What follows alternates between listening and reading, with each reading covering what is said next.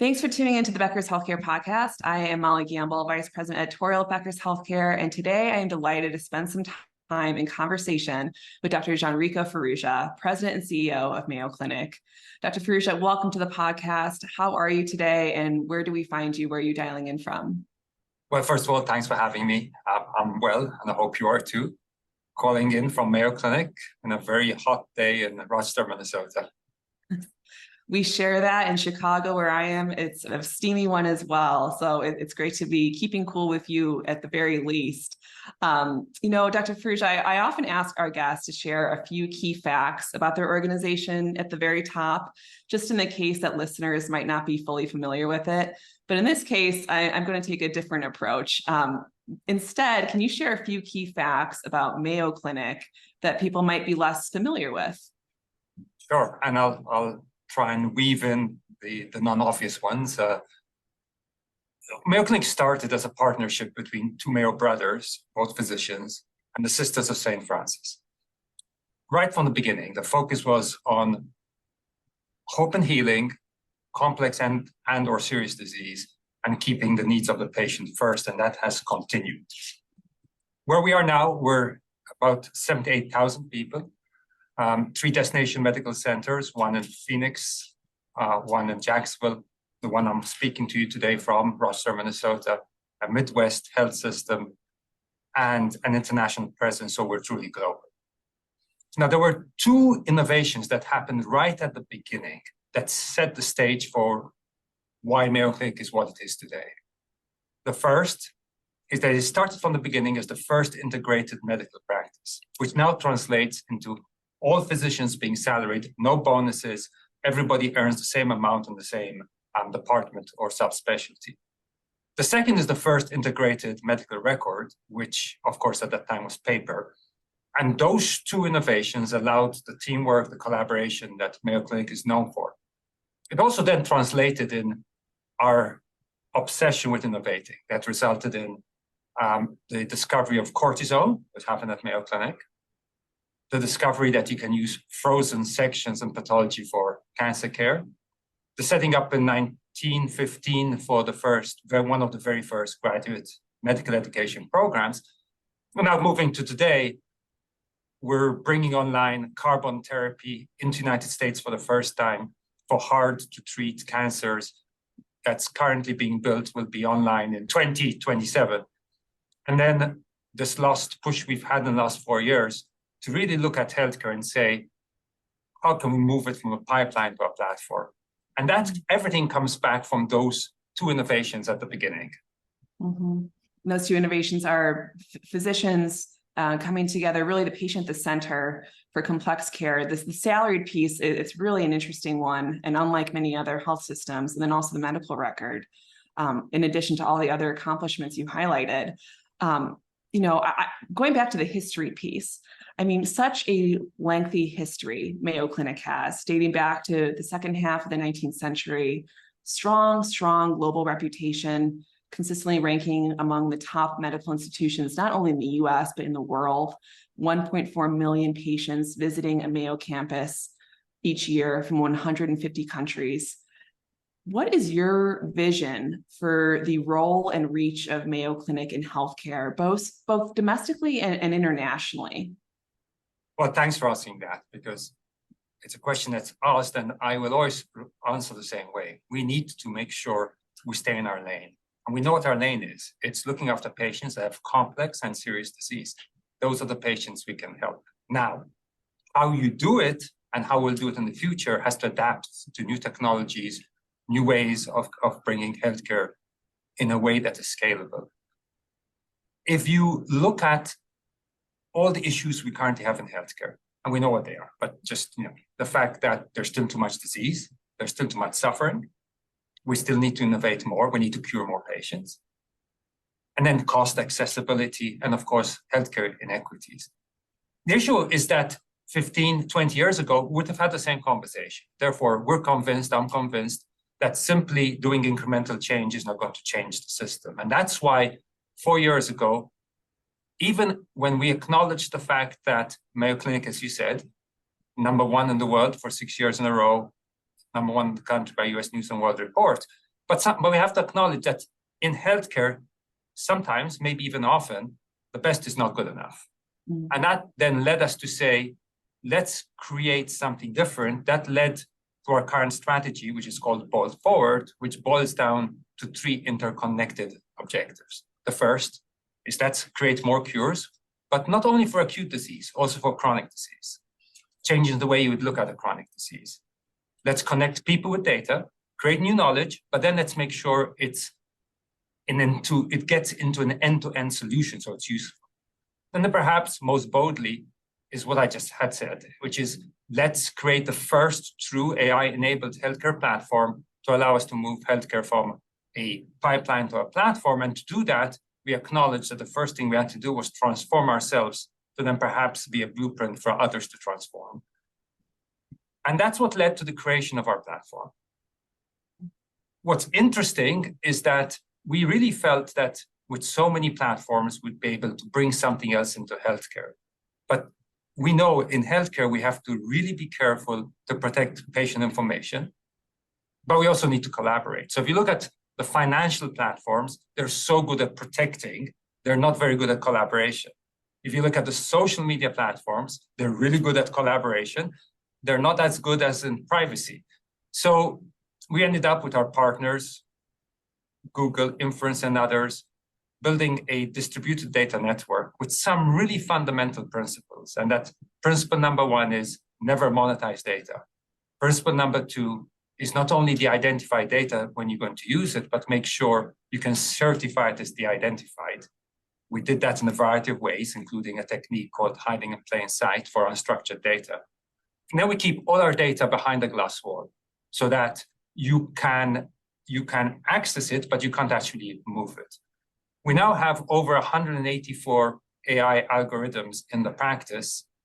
And that's the way that we're working with partners, be they other healthcare providers, be they people that can provide data or solution developers that can come together and really create a better healthcare system that is scalable, it's accessible, and it has an important effect, which is better outcomes, not for some, but for all. Right. Platform is an amazing tool, Dr. Farrugia. I mean, you shared a couple of stats about it, but I was looking at it more closely. It houses 623 million diagnoses, 1.6 billion lab test results. I mean, these are really staggering numbers. And I'm curious, when you talked about some of the ways that this information or data won't be used, something else that really struck me is that there is a Mayo Clinic platform digital Hippocratic oath. Fascinating. And it has embedded in that a sense of ethics that I think is really, really important when you talk about these tools. Can you talk about the digital Hippocratic oath and then also the steps that you really see as necessary as the leader of Mayo to ensure that we're not only reacting to AI, but really setting the tone and setting the parameters for how it's used? So first, do no harm is something that all physicians are brought up not only stating, but believing in. And that applies to things that have promise, as well as to things that can actually do harm. And it's something that has promise, of course, you mentioned AI, lots of promise, but also done incorrectly can cause harm. And therefore, that's why we felt when we built the platform, we weren't building it for ourselves. We're creating an architecture that would allow others to join as long as they are willing to sign on to the usages that we just talked about. And so you can think of our platform as now having 3 sides. You could be let's say you're a data partner. So of course, Mayo, you gave our numbers. Last year, under the leadership of Steve Mackin, Mercy, which is one of the 20 largest systems in this country, joined the platform. This year, Sheba Medical Center in Israel, University Health Network in Canada, University of Toronto, and then the Albert Einstein Hospital in Brazil joined under the same rules. And so what we now have is that 30% of the top 10 hospitals in the world are on the platform. That makes it much more diverse. It's the largest longitudinal data sets that we think exist in the world, and allows us to not only do things that make Mayo Clinic better, but allows other institutions to do things that make themselves better and learn from each other, because you can use data over and over again. And as you use data over and over again, you get new insights. And we found that out in a variety of ways through what we've been doing and bringing into the practice. So that's sort of why we do it. We've created it the way we've created it, and what it means to be able to say, if you join, here are the rules, and this is what we'd expect you to live up to. And you highlighted there a number of health systems, prestigious health systems that have signed on with platform. Is it only health systems you're looking to partner with, or is it also a opportunity for insurers, medical device companies? What are some of the other ways organizations might be able to partner with platform? So in this three-sided platform, so one side is bringing data, right? And that's what I was explaining. The other one is solution provider. So if you're a solution provider, let's say you're pharma or other industry, or even government or an NGO or another hospital, you can, through the platform, as long as you know that you can never move data from where it originally is, you can now query and come up with an answer, but the answer has to not only be available to you, but has to be available to others. And that's a strength of a platform. That's why it's not pipeline. It's where consumers and producers are creating value. And then there's also the hospital provider that you just mentioned, using our technical expertise, but using their own data, other people's data, again, never moving it. They can now do the last mile, which is often the hardest part, which is make sure that the solution fits within the workflow of both the patient, the physician, and other healthcare providers. And making that happen is essential for something to truly change, because as you know, everybody's really busy. Even the slightest change in workflow can make a very good idea still not work. And so we're committed to end-to-end solutions rather than just creating algorithms. Mm-hmm. Well, speaking of algorithms, you said 184 algorithms in use at Mayo Clinic. Is that right, Dr. Farrugia? Yeah, so out of those 184, some are fully deployed, they're automatic. Others are available to a subset of people, and others are within the research field. But yes, we have AI algorithms that can detect heart failure up to 3 to 5 years before an echocardiogram can. We have others that can detect smaller polyps that could be missed by a human, and of course, radiology, but also neurology. As you are aware, the use of voice to diagnose neurological disease, movement disorders. There are a lot of things you can do as long as you apply the right kind of AI and you stick to the right kind of rules that make sure it's transparent and is not creating inadvertently or even just from data itself, creating more bias into our system. Can I ask you, there's so many headlines, there's so much attention, even anxiety and speculation about what AI will do, who it will displace, how it will come home to affect us as individuals. And you just highlighted some really cutting edge, amazing capabilities. Can I ask you to pick one when it comes to the algorithms and do a bit of a storytelling for me about how it's being used in real time today in the present moment? I will. Let me just say, however, that as we do this, one of our main goals is to first make sure that there's trust.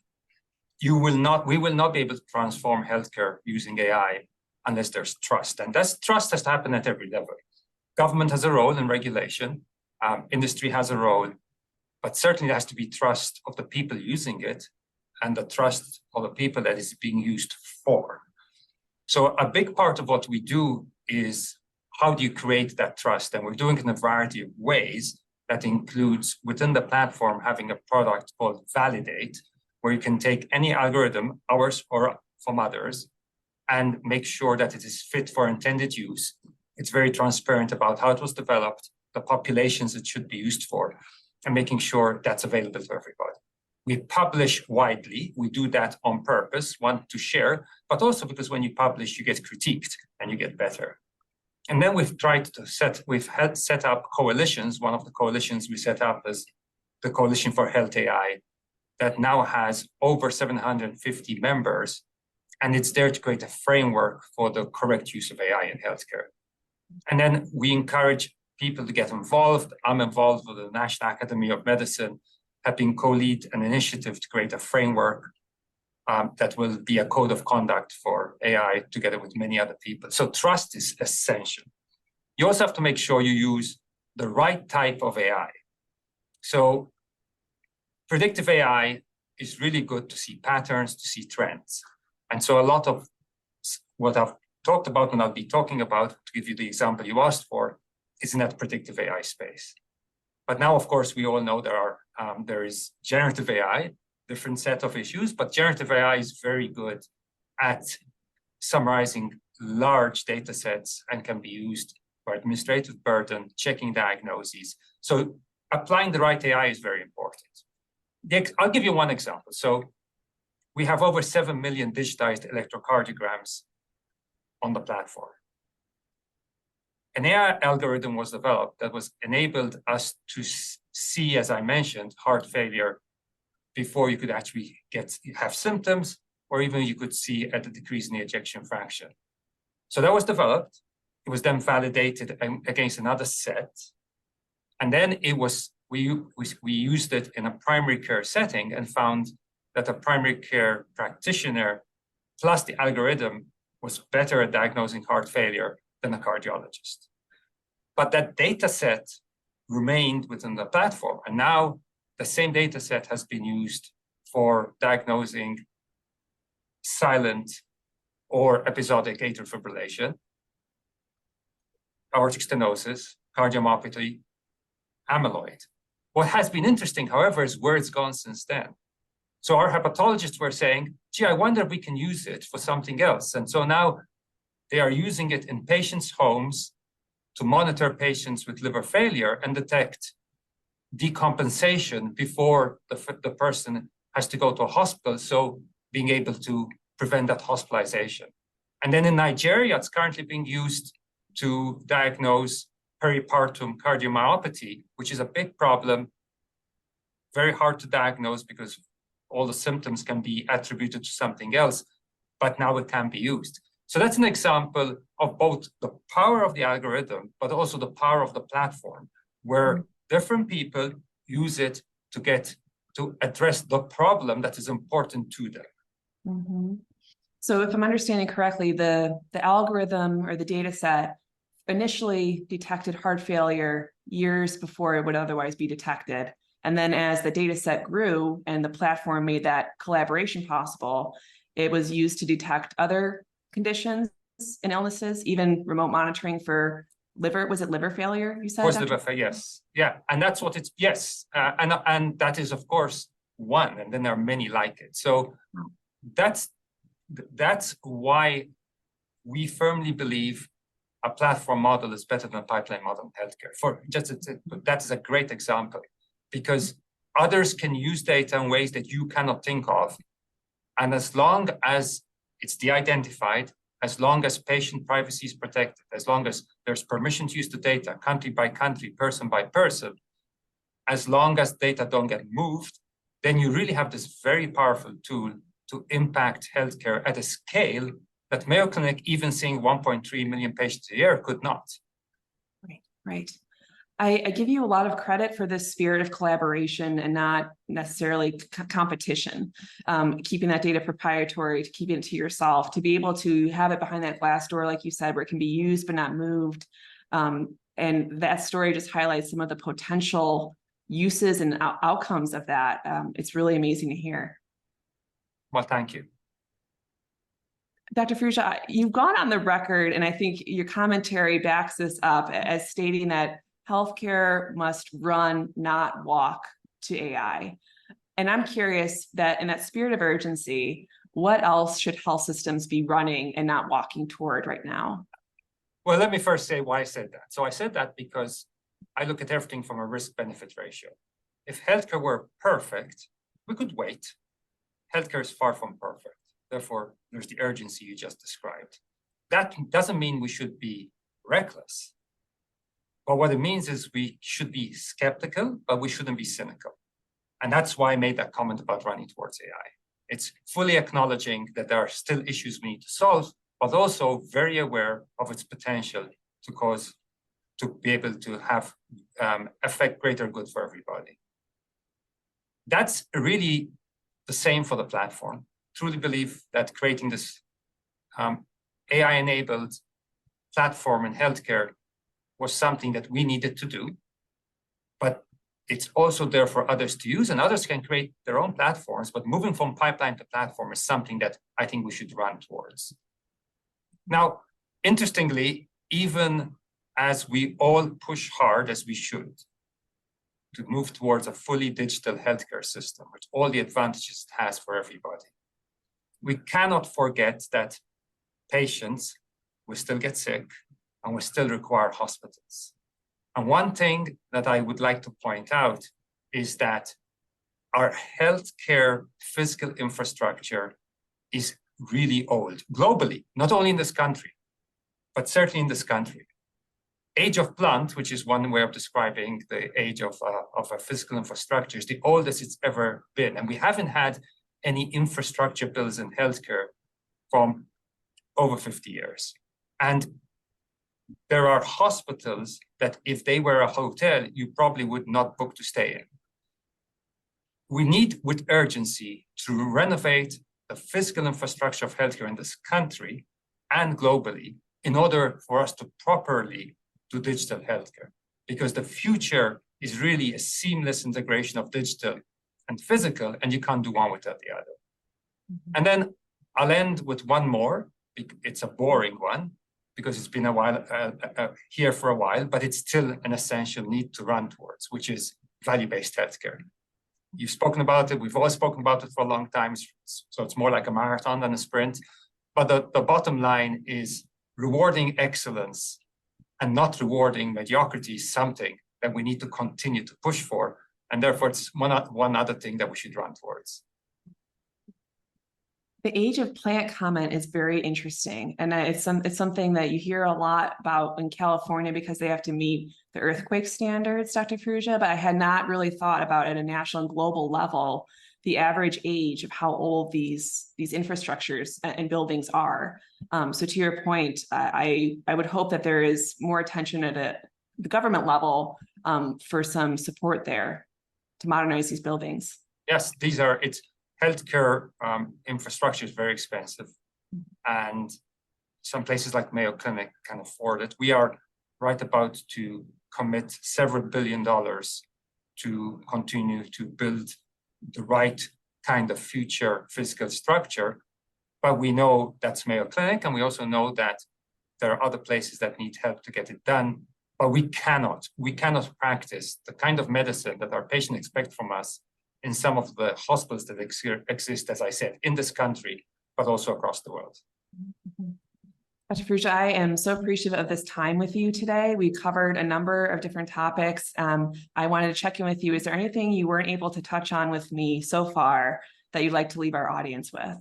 Well, first of all, Molly, thank you for doing this. Yeah, I'd like to touch on one last thing I think is really important.